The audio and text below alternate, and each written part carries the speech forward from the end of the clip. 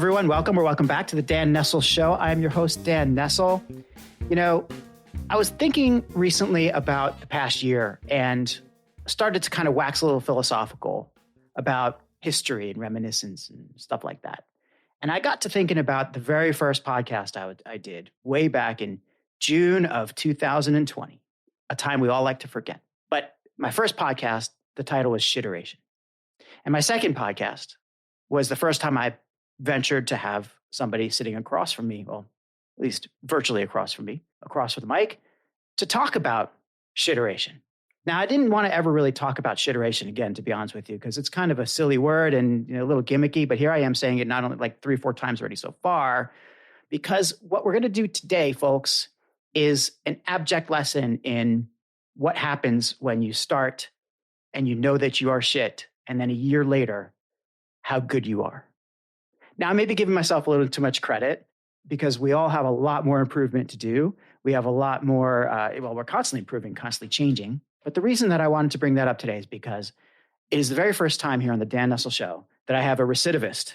I have a second timer, somebody who come back for more punishment. My very first guest is now my latest guest.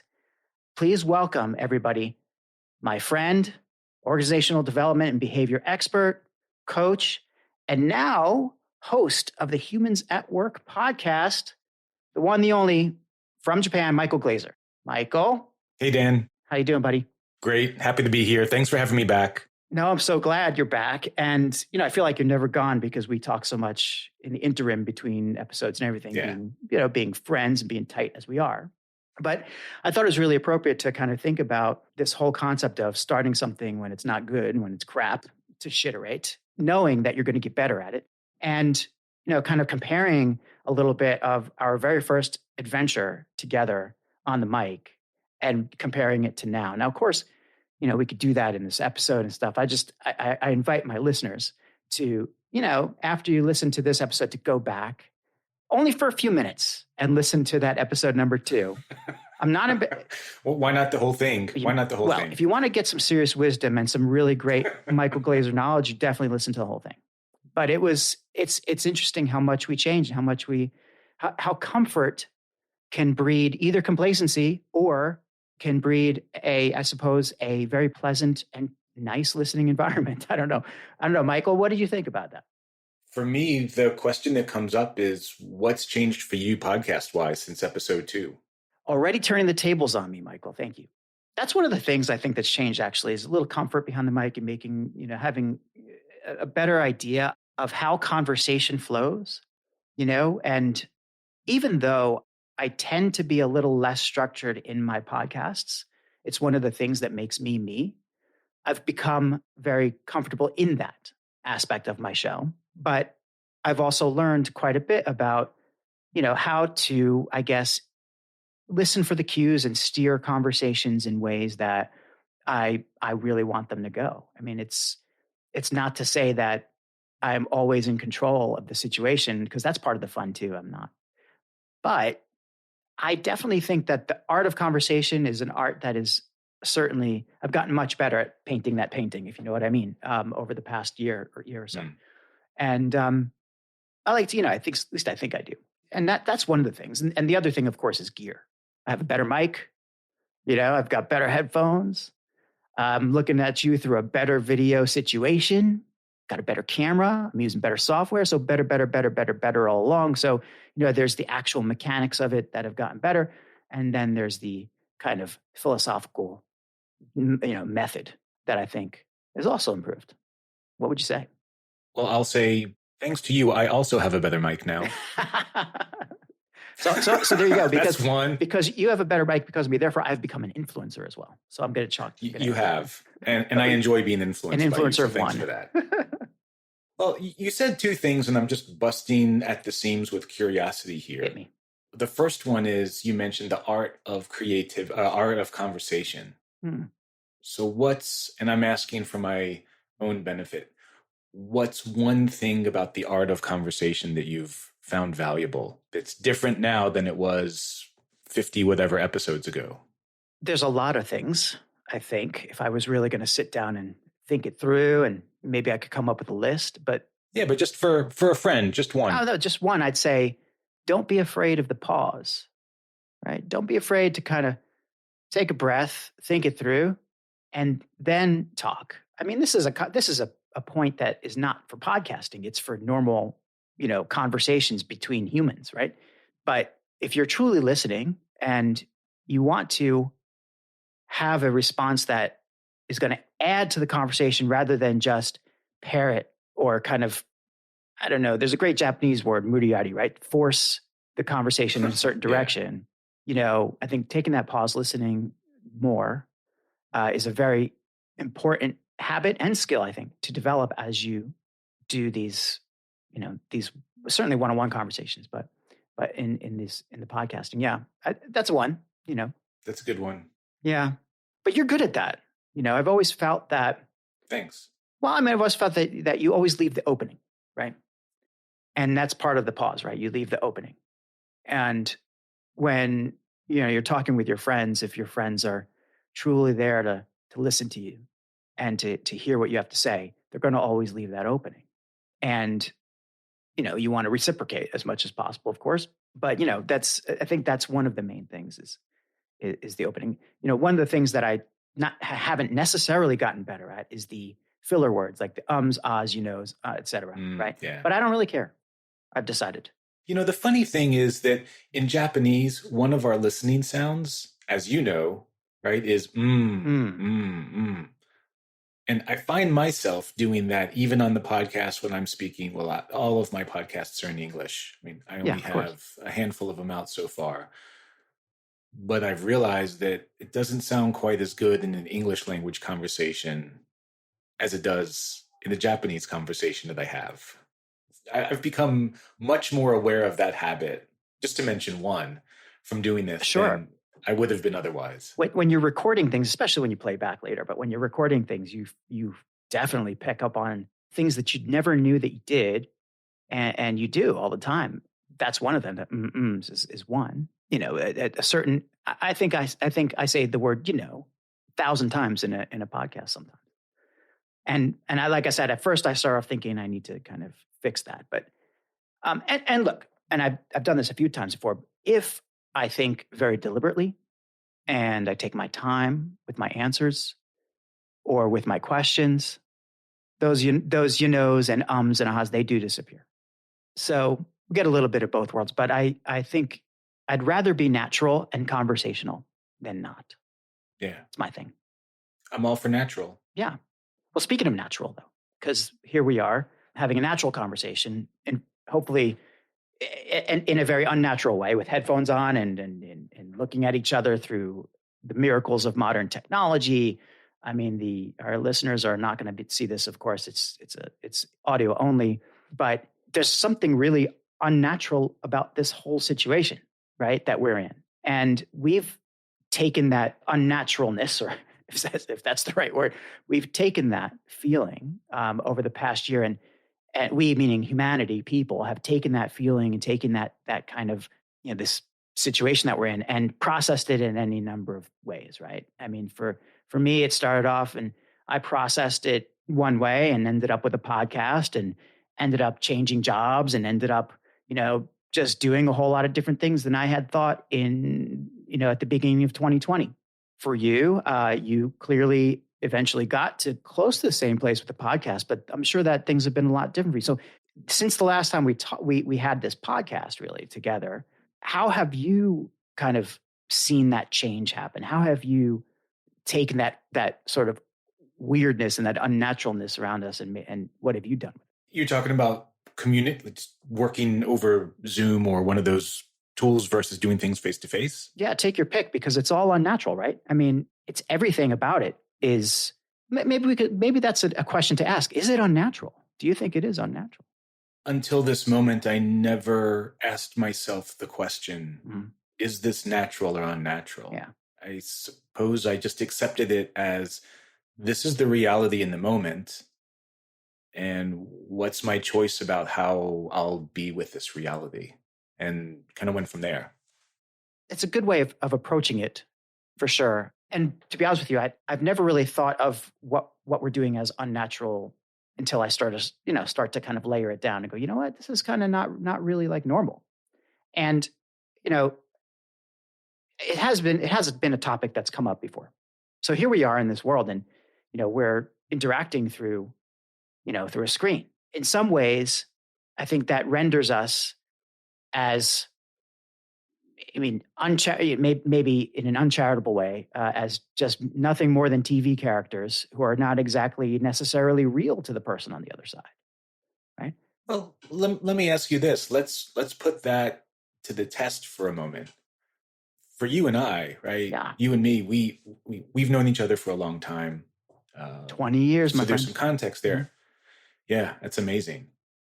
Do I seem, I think I know the answer to this one, but do I seem any less real or more cartoon character-esque to you since we've been seeing each other only over the internet and not face-to-face? Well, now that you mention it, the headphones do give us a somewhat of a Mickey Mouse quality, right? Well, but apart from that, no, the answer is absolutely not. The answer is, of course, you're absolutely and utterly human to me.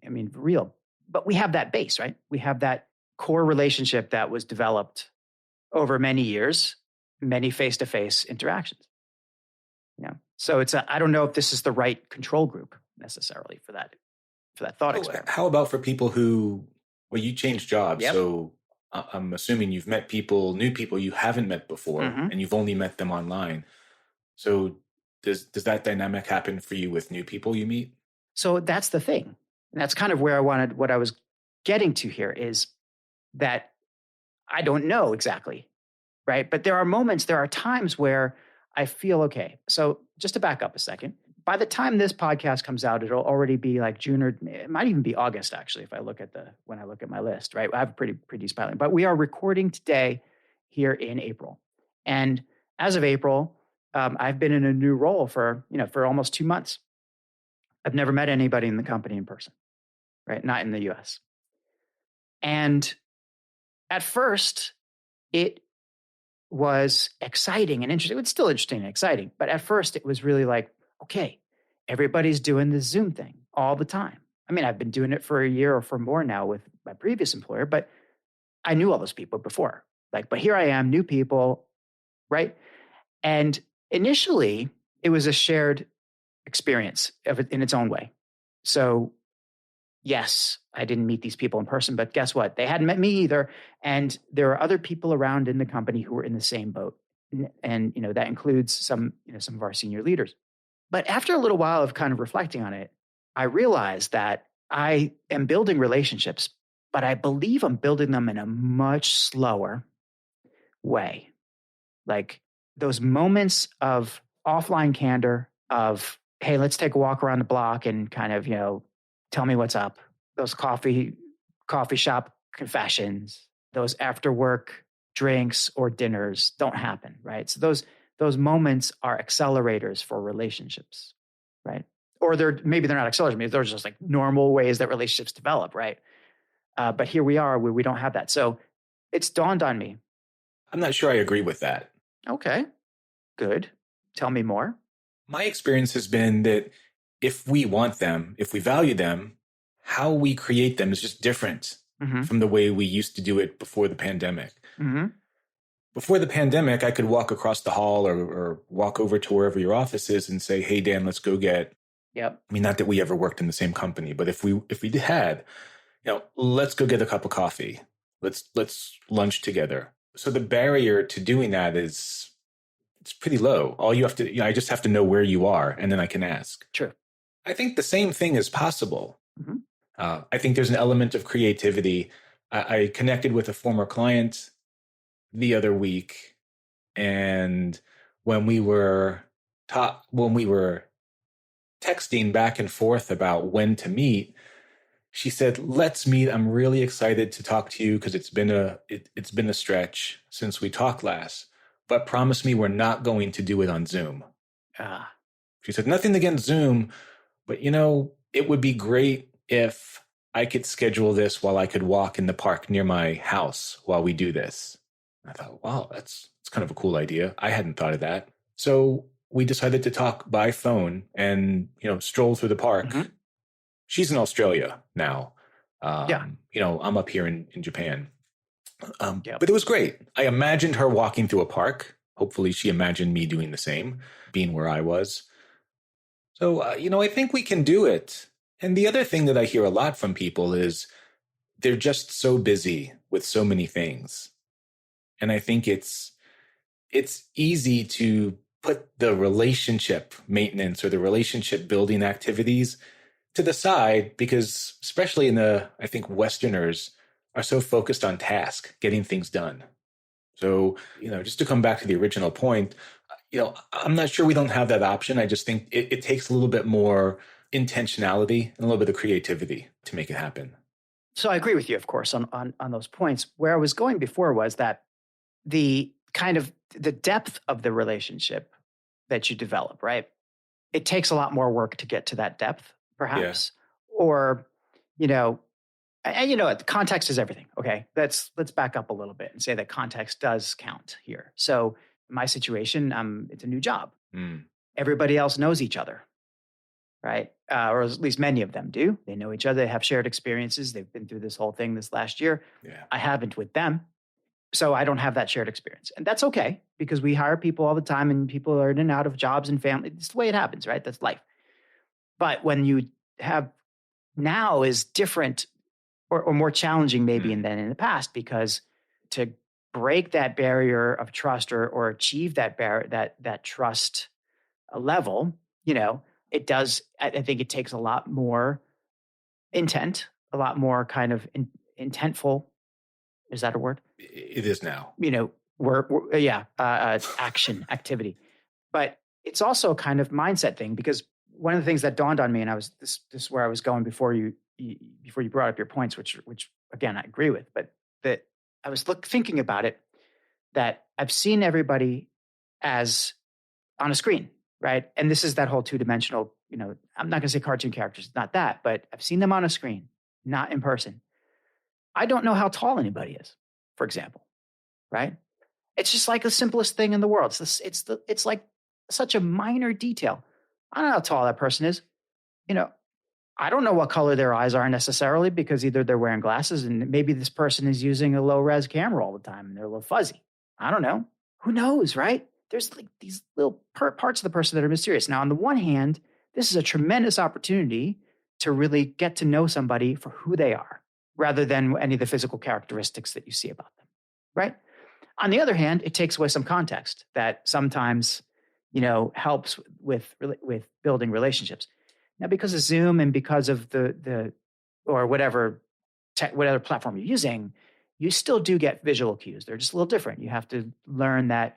Okay, the eye contact thing is not necessarily straight in the eye because not everybody knows to look into the camera when you're trying to maintain when you want to purposely have eye contact with somebody, because actually, if I look at the camera, I don't have eye contact with you. I have eye contact with my camera, and it's bizarre. Well, when you do that, I feel your strong eye contact. Thank you, Brian. Thank you, my friend. Thank you for that. I think we all know, though, like after all this time, there's certain things. And we can see faces and we can see the tell. And you're right. There's still a lot to that we can do. But I just think it's a challenge now to build that trust. And what I wanted to kind of get to is I wonder if this has like organization-wide reverberations. Because look, I'm not going to have you on a podcast and not kind of start to pick your brain about organizational behavior and personal development, which is your bailiwick.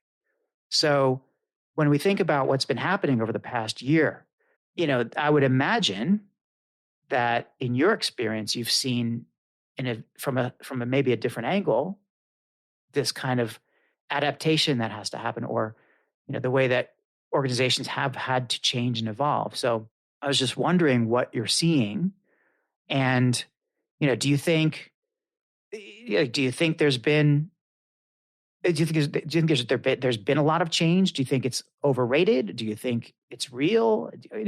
What's your take on the whole thing, man? It's a big, broad question. Yeah. Change is here, that's for sure. Yeah.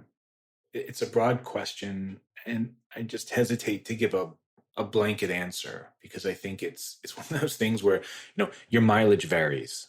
Yep. So good answer. If I were going to just pull out a theme, I would say, and again, this is based on what I'm seeing in my world and talking with my clients and people in my network. I think a lot of leaders and organizations are recognizing the need to find a different balance between managing and leading. Okay. And so the reports that I've read, the white papers I've read, one of the themes in leading is related to paying attention to people. Empathy comes up a lot. And when I talk to leaders, I hear really inspiring stories of how they've made an extra effort to take care of people in their organizations or people in their communities, or they're paying them more attention to, I guess it's around three things. Yeah. If you think about this from the standpoint of what's going on with humans, with workers, with employees, I think some kinds of common concerns are things, I mean, obviously burnout is one. We read about that a lot, especially in healthcare workers, frontline workers, some other professions. I tend to read more about that in those professions than in some others. Staying motivated can be tough. A lot of people are dealing with feelings of isolation and being disconnected. I think for organizations where the business has slowed down and the amount of work has slowed down, there's stagnation just in terms of, and self-doubt around what's my worth because I'm not producing as much. My development is on a different velocity and maybe trajectory now than it was a year and a half ago. So I think there are a lot of concerns like that. And I don't want to minimize or say that these are the main kinds of concerns. These are the concerns that I hear often in the workplace. At the same time, I think the bigger picture is that, while some of us are thinking about, am I going to get a bonus? Am I going to be furloughed? There are other people who are thinking about, am I going to be able to keep my home? Am I going to be able to make medical payments? Am I going to be able to keep myself and my family, safe and healthy? So, these kinds of things are not the kinds of things in 2019 that leaders were thinking about as much as they are today. So I think it's become, on the good side, I think everybody has just raised their awareness that this stuff is important.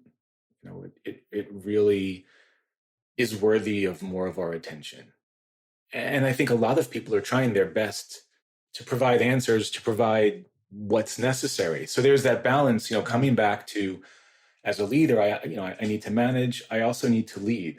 So how do I find that balance of, performance needs to get back to being high or remain high, and then people also need to be healthy and focused. So I think leaders have three ways that they are adapting. One, like I said, is paying more attention to people. Part of this is, you mentioned trust before. I think one of the great factors in trust is showing through actions a genuine interest in others.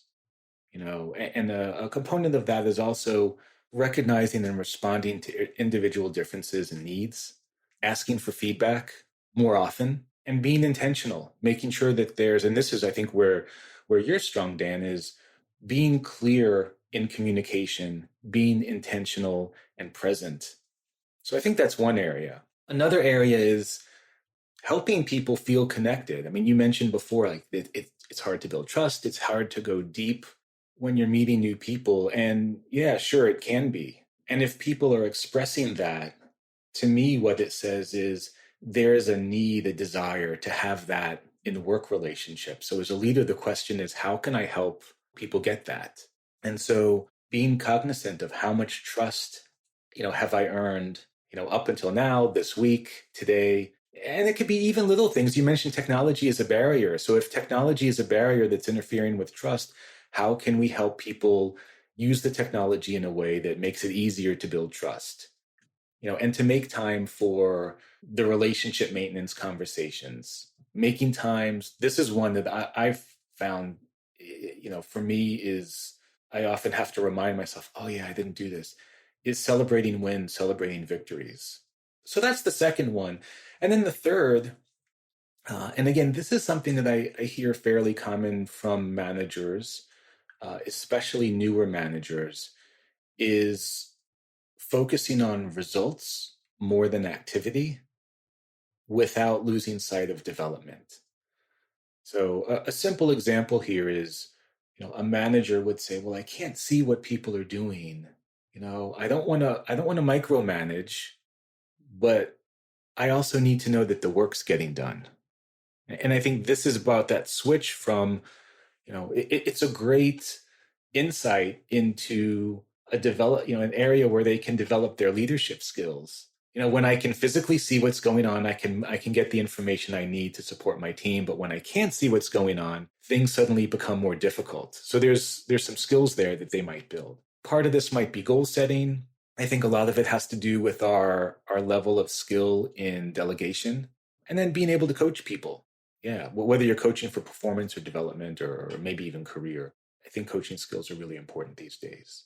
So those are the three things that I see people trying to work on and struggle with. And of course, in the context of there's so much that's changing these days, which makes it more difficult. Yeah. And this all makes perfect sense because, I mean, frankly, I'm a leader in my organization in my day job.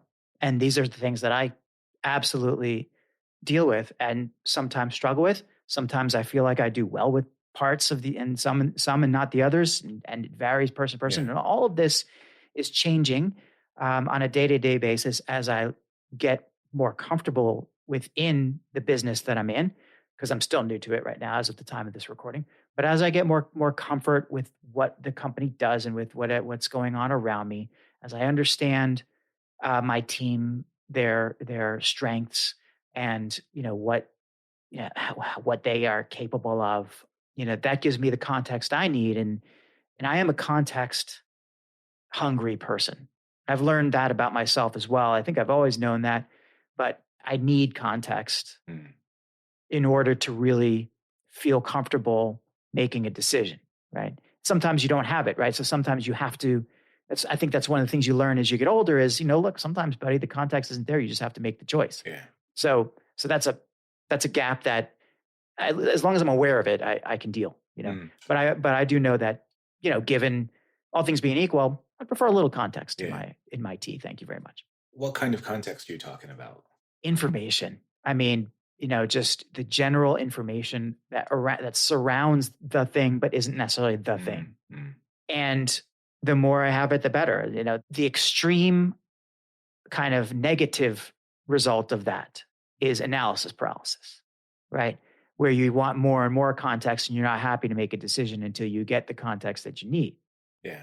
And I think that's a pitfall that like those context hungry people like me kind of fall into sometimes, and got to be aware of it. Like there's no question. And I feel like I'm at the point in my life where I am. So I'm cool. But that's kind of what I mean by context. It's just getting the inputs and what's surrounding the circumstances surrounding a development or a person or anything. Yeah. I think that underscores the importance of good communication. Totally. Right. You said a few things there that are, they ring true, but also I wanted to ask you though, because I mean, yes, I keep thinking, yes, paying more attention to people and giving them the feedback, being intentional. Absolutely. Helping people feel connected. Oh, well, I mean, if I have a superpower, that's probably it. But like just having, but with the way I've seen this happen in organizations where it's working is a real like organization-wide empathy where the culture really stresses this, look, we need to make everybody feel like they're part of it all, part of the family and not alone and belong to it. And there are tools that help like workplace, Slack, whatever kind of these communities that are developed inside. Yeah. I love that. There's also, and I'll do a little plug for myself here. Is that okay? Please do. Yeah, absolutely. I don't know when the episode is going to air, but one of my future guests is Marcus G., who works at Mentis Global. And he's going to be talking about organizational network analysis. Ooh. And how understanding the social connections between people who live and work in an organization could actually help us navigate through this stuff. I'll give like one example. I've heard of this. Yeah. I'm just trying to think of what was the organization or person that kind of created that, do you know? It was in a book or something. That's okay. Yeah, anyway, so you were saying. So there was a book. The book that I'm thinking of is a book written by Rob Cross called The Hidden Power of Social Networks. Okay. I'm going to write that down. And he talks about Yet a lot another of book. this. Yeah. So knowing what the shape and the characteristics are of their terms like social quotient and things like that can help people figure out how to communicate better. But if I can, I'll just give you a concrete example. Yeah. Talking about feedback, one thing we do at our company is when we have meetings where everybody's in the meeting, all hands meetings, there's a feedback cascade. We often talk about communication cascades that go out. We actually do feedback cascades. So just, creating a good closed loop. And so the concept is simple. We'll have the event where everybody's there, and there's usually a lot of interaction in those events. But afterwards, when we're in our teams, the team leaders will we'll have a dialogue with team members about, what were your impressions? What questions do you still have? Or what questions came up for you after the meeting that you want to talk about? And so we use that to create a feedback loop with the people who were speaking at those all hands events. The other thing that we do in parallel is our organization operates more as a network than some kind of, anything else, I guess. So there are people who I'm more connected with, and those people will reach out to me and say, what did you think about the meeting? And in one case, I said, I appreciate the meeting purpose. I understood the messages. And to be candid with you, I felt kind of disconnected during that meeting, and here's why. Here's what I needed that I didn't get. And so here's my landing point at the end of that meeting. And the other person I'm talking to takes that message on board. We talk about it. And then we end by agreeing, like, here are some potential ways forward of how to use that information if we're going to put it to use. That information being my feedback. Yeah. So, I think leaders who are asking for that feedback more often, I would expect are in a better position to be more effective leading than ones who are just focused on getting the message out. So that would mean that maybe one way of thinking about this is we talk a lot about leaders, and we talk a lot about how people manage, leaders. And you said earlier, there's, leaders and managers. And I know we both talked to Ken. So there's a huge onion to peel there. And I love that conversation, but let's table that for a second, because there's the whole other side of this, which is the employee side, right? Those being led, those being managed, those who are, depending on the culture, they're going to be in very, very, very different situations. So the actual culture, the national culture, or the corporate culture, however you define culture, it still works.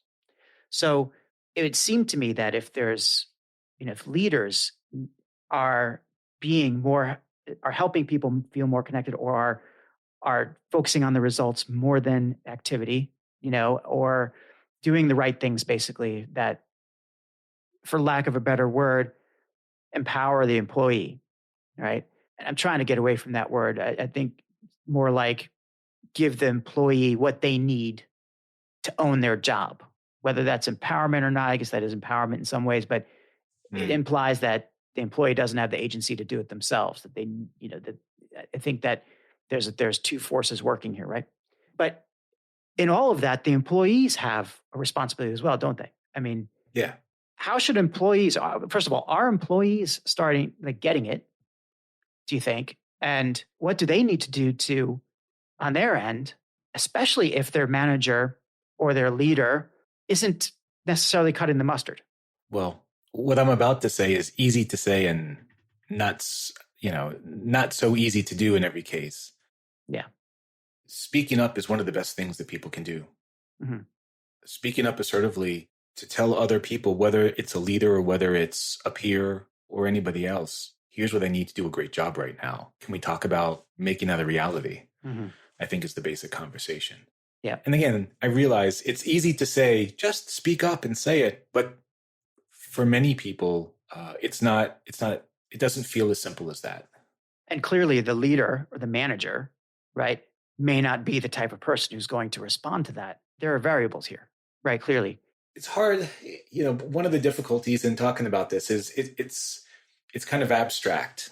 So, it's hard to be prescriptive to an abstract concept. But, I do hear leaders who are saying, to their followers, I'd like you to take, and the words that they use are, I'd like you to take more ownership. I'd like you to be more proactive. And that's their story that they're saying. And employees have another story, as well. And so when clients ask me to come in and support, oftentimes it's just about getting those two sides to dialogue and create some shared understanding about what are we trying to do here? What's the goal? If there's a disagreement, is the disagreement about what's wanted or how to get it? Something else? Yeah. Well, there's not every employee wants to necessarily be empowered to do everything on their own. They want to do a great job. They want to do great work. They want to live their purpose. They want to do things that are rewarding to them. But sometimes some people really like to be directed. Some people feel comfortable that way. I think that's more of a task and goal thing than a personality thing. Okay, good distinction. Let me give you just a kind of a ridiculous example to make my point. If I got an invitation to be the CEO of a software company, I would need to be told what to do in a lot of aspects of that because I've never headed up a software company. Sure. I would eventually want to be able to do it my own way, but I recognize that there's some distance between where I am today and where I'd need to be able to just own it and just leave that company my own way. So part of it is a knowledge gap. Part of it, I'm sure, is a skills gap. So there's that. On the other hand, if somebody said, if a client calls me up, the minute we finish this podcast and says, I need your help with this. My team's in crisis. Here's what's going on. I need your help. I'm confident that I'm equipped to be able to deal with that on my own right now. It's just that they're two very different. It's a good distinction. Tasks, and so based on the goal, right? My needs, as if I put myself in them, as an employee, as a person who just wants to develop, my competencies, the needs are different, and I would ask different people for different kinds of leadership or support based on whatever it is I'm trying to do. Okay, that makes sense to me. I hope it makes sense to my listeners. I'm sure it makes sense to my listeners. It's no, I mean, it makes sense. I mean, it does because those are two different things. And maybe we need to be a little more nuanced about the way that we talk about these things, right? Because you're right. Yeah. I mean, I haven't met anybody, certainly on my team, who does not want to own what they do and take their own career in their hands and succeed, right? I mean, there's a power in maybe whether it's pride of being successful or whether it's joy, whatever positive word you're going to use to describe it. I mean, there's absolute fulfillment in doing something and doing it well and being the kind of owner of the captain of your ship, I suppose. No, go on. Sorry. Looked like I triggered something there for you. No, what I was going to say is I think a lot of this comes back to this is both for leaders as well as for employees, if that's the construct here, is being clear about what matters, what we value right now and in the future. When I teach people coaching skills and I ask them what kinds of issues you're facing that are related to coaching the people who follow you, and almost every time people will say, oh, my employee is not motivated to do this or that. Right. And I say, well, they are highly motivated. They're motivated to do whatever it is that they're doing right now.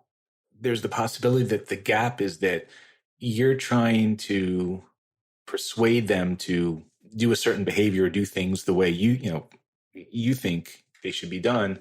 But they have their own opinion about that, whether or not they're clear. So taking the time first to understand, what are they after? I find, for example, people who are driven by high achievement sometimes underappreciate the fact that not everybody's like them. Not everybody wants to be the head of whatever department they're running.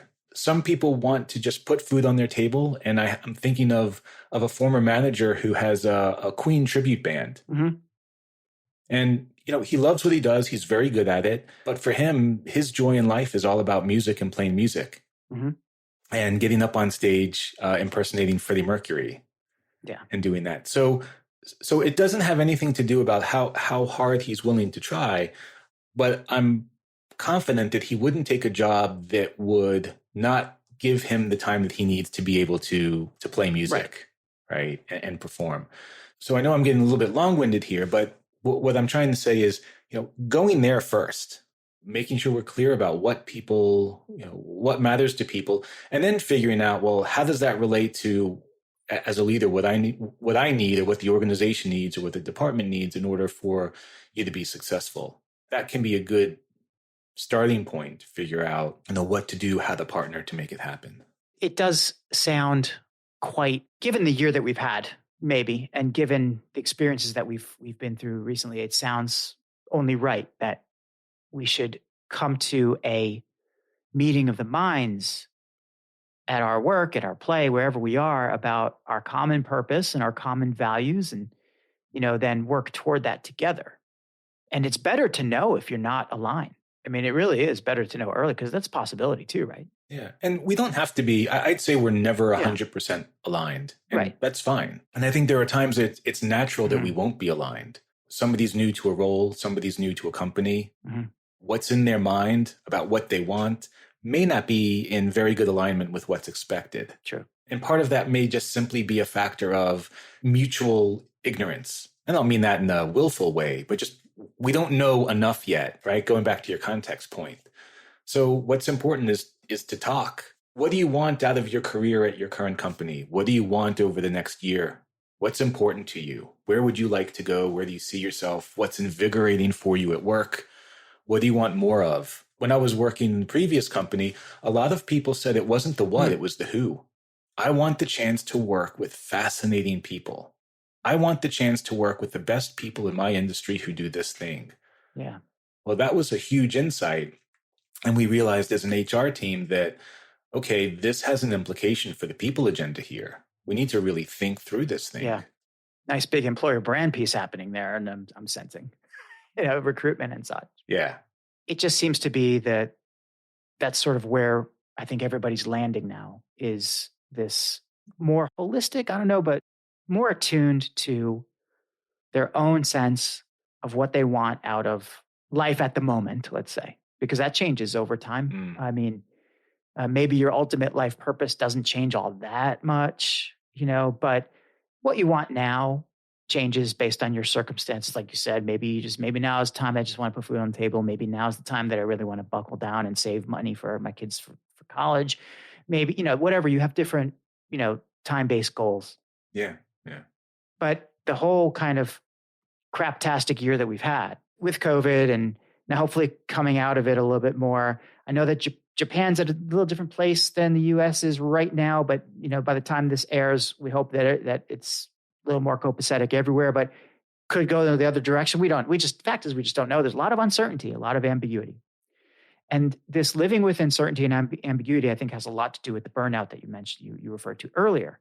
Do you see the McKinsey piece that came out recently about this?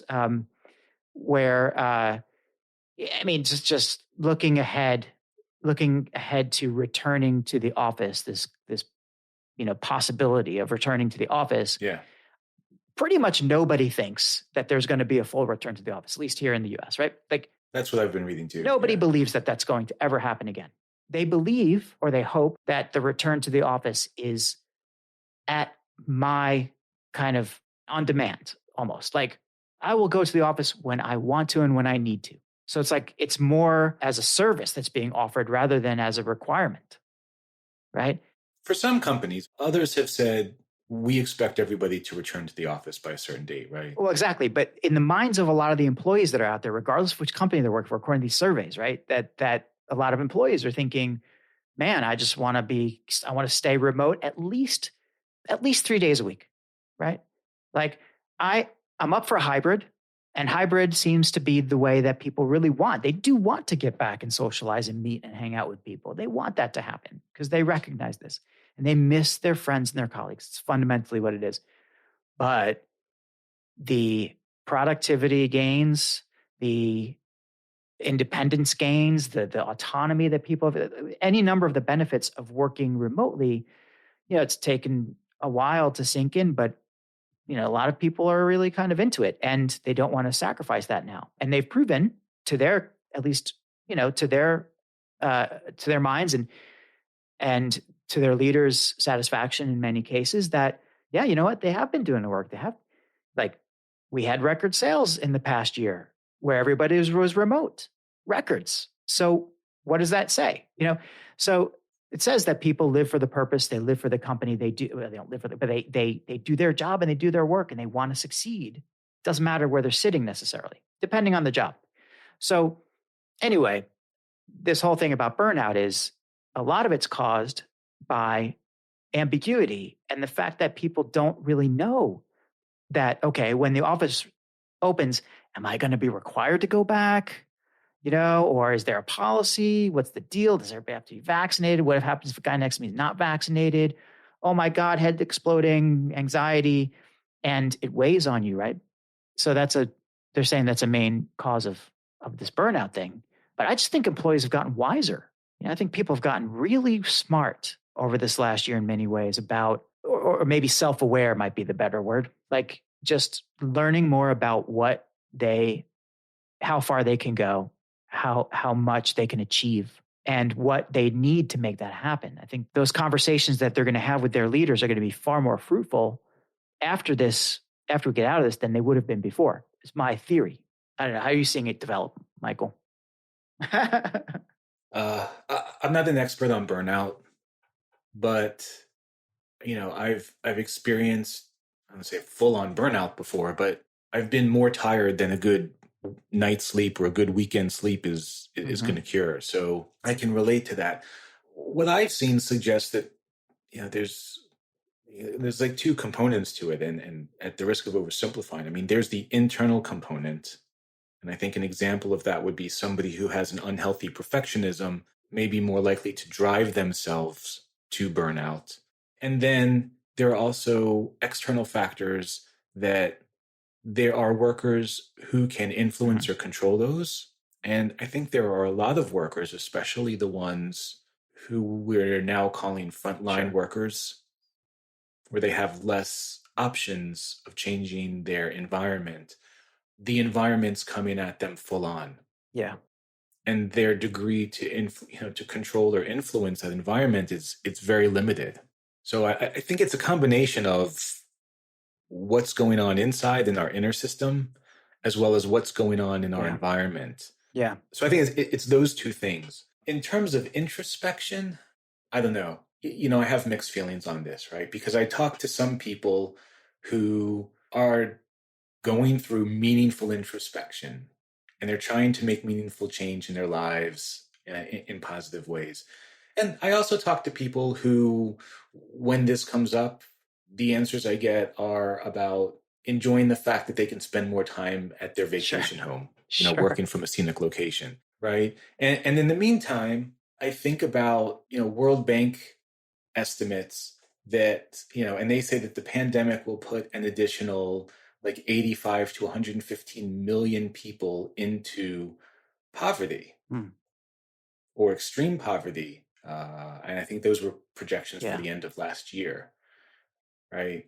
So my belief is that organizations these days have an obligation to start to pivot toward exploring how they can put the talent in their organizations and the assets of those organizations to work to solve, social issues or to address, call them SDGs if you like, but to make some kind of positive contribution to society or to their communities. And I think we'll be a lot better off as a planet and as humanity, which necessitates also as leaders, when we can put social contribution at the core. You talked about purpose. When the purpose of our organizations centers around doing social good, and we could also profit from it, because I believe capitalism obviously is can be a force for good. So when it comes to introspection on kind of the big picture, my hope is that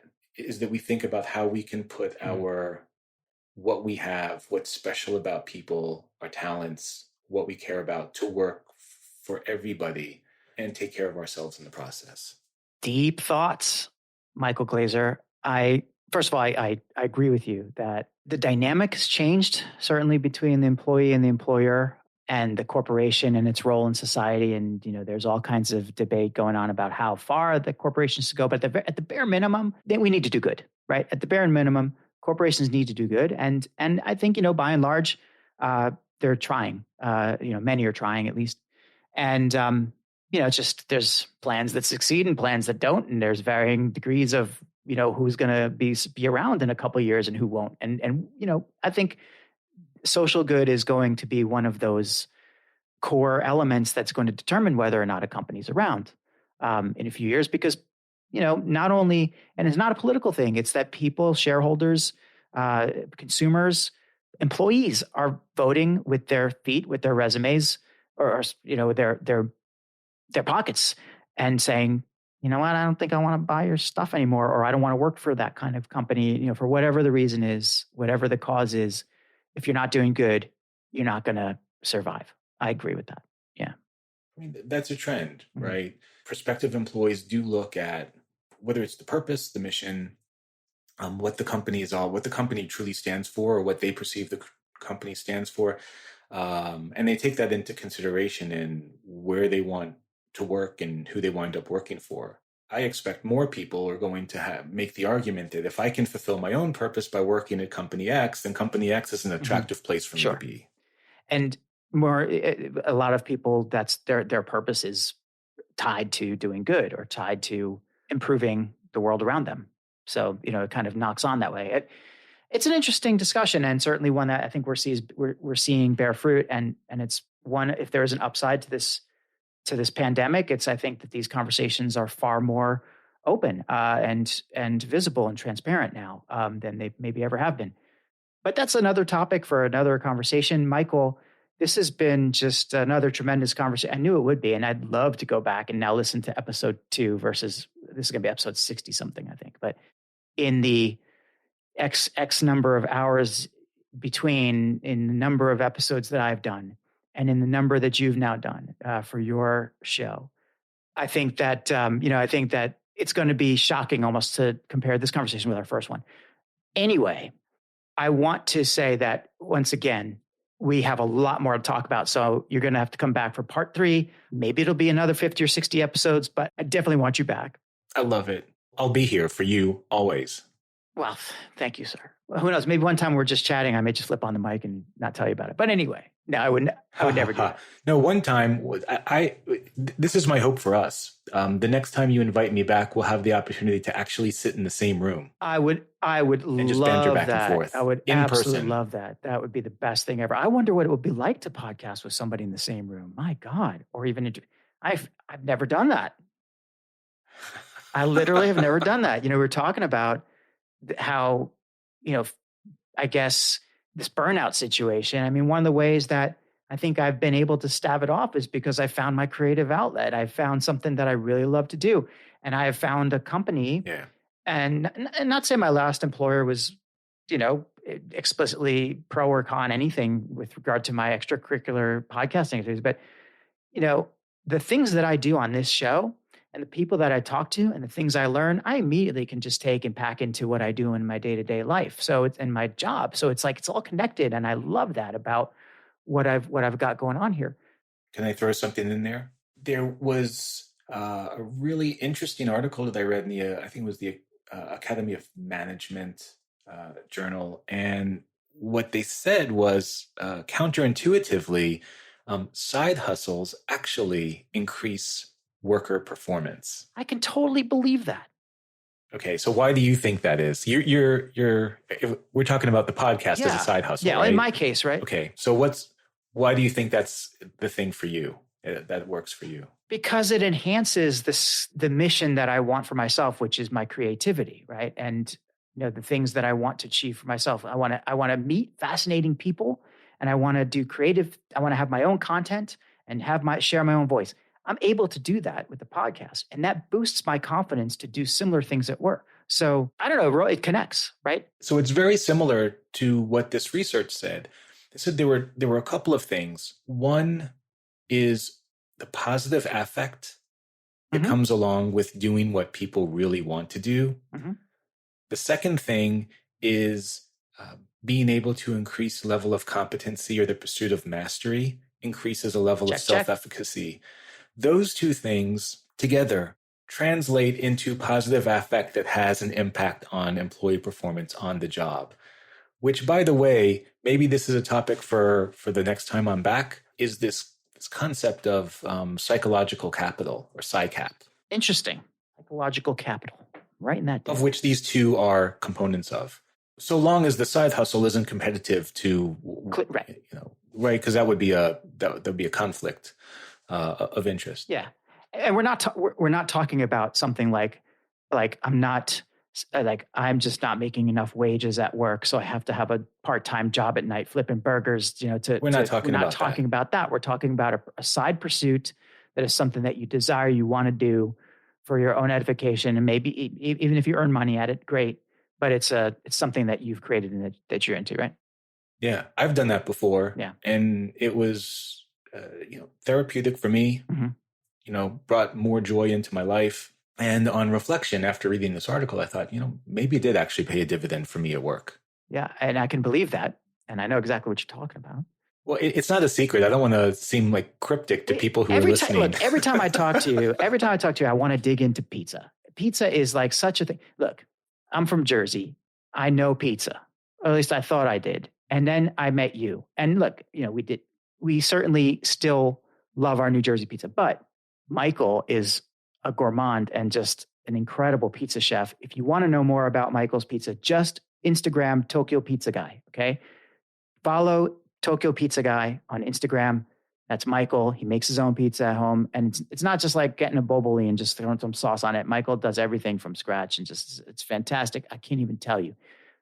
Tokyo Pizza Guy, do that. And I know I did want to, kind of talk about that at some point. And I'm glad, I'm interested to hear about how you think, throwing pizzas at Roberta's was able to, help you in your day job in high finance. But we'll have to hold that off for another time because, we're right at the end here. But I did want to say, so Tokyo Pizza Guy. The other thing I would be absolutely remiss, humans at work, right? I wanted to talk about this a little more. And I think by virtue of talking about some of the things we talked about, you'll hear a lot more about that, dear listeners. You'll hear more about that if you listen to Michael's podcast, Humans at Work. As of this recording, I think you've just released show number 5 with Ken Jacobs. That's right. Just 5. Yeah. Just 5. I remember when I was at Just 5, and believe me, I listened to your Just 5. I'm like, shit, I wish I was that good at Just 5. Oh man, that's high praise. No, it's great. You're great at this. And everybody listen, give Michael a listen. Humans at Work, very focused in Michael's areas of expertise and organizational development, personal development, coaching, these sorts of things. Michael, what else can you say about Humans at Work that you want our listeners to know? Well, the idea is when we're at work and we talk about human resources, and I'm in the HR, I'm in the helping people business, we often forget that human resources are actually human people. Yep. And so the point of the podcast is to talk to people, like-hearted people who have a point of view and something to offer on themes related to leadership, teams, diversity, values, and change, to give people some stimulation, some insight, as well as some actionable ideas that they could use to make work better for themselves and for the others around them. That sounds like a really awesome elevator pitch there, Michael. You've been working on that. But it's great. And that's exactly what the show is like. I've listened to now 2 episodes. I've listened to the first one and to Ken. Tremendous. You're going to get a lot of value from this show. Everybody, please give it a listen. Please go to Humans at Work, wherever you listen to podcasts. And, 5 stars, the whole routine. We've got to get Michael out there.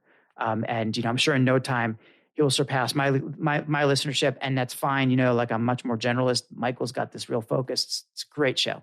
Hey, excess for all, brother. We don't have to compete. No, there's no such thing.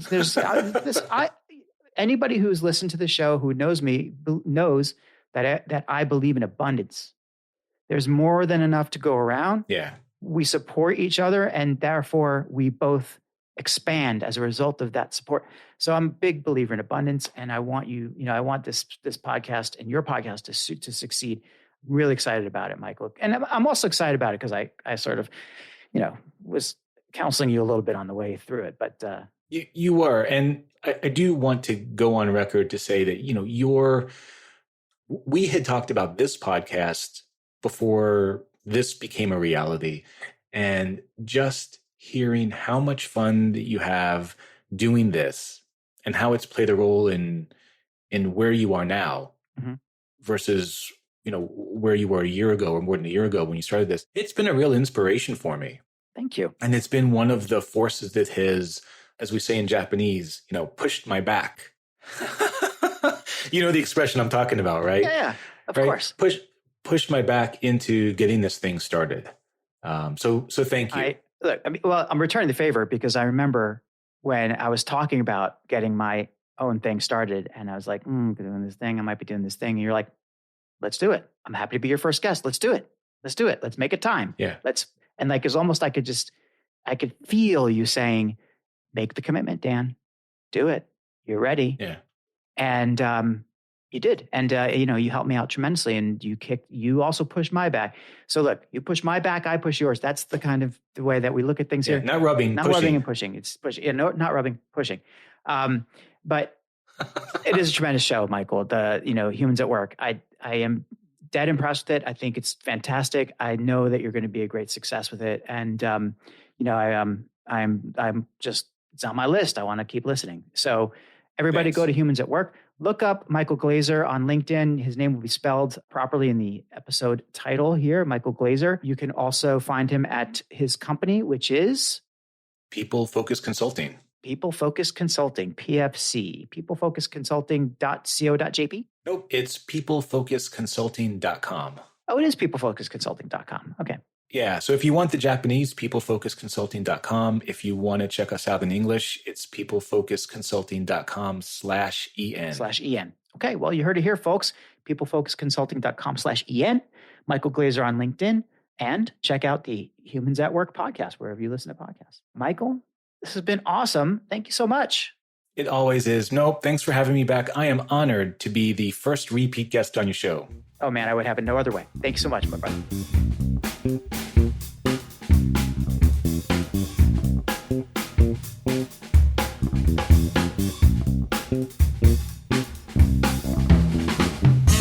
If you enjoyed this episode of The Dan Nessel Show, please head on over to iTunes, Spotify, Google Podcasts, or the podcast player of your choice to subscribe, rate, and leave a review. And please don't forget to spread the word. Thanks for listening.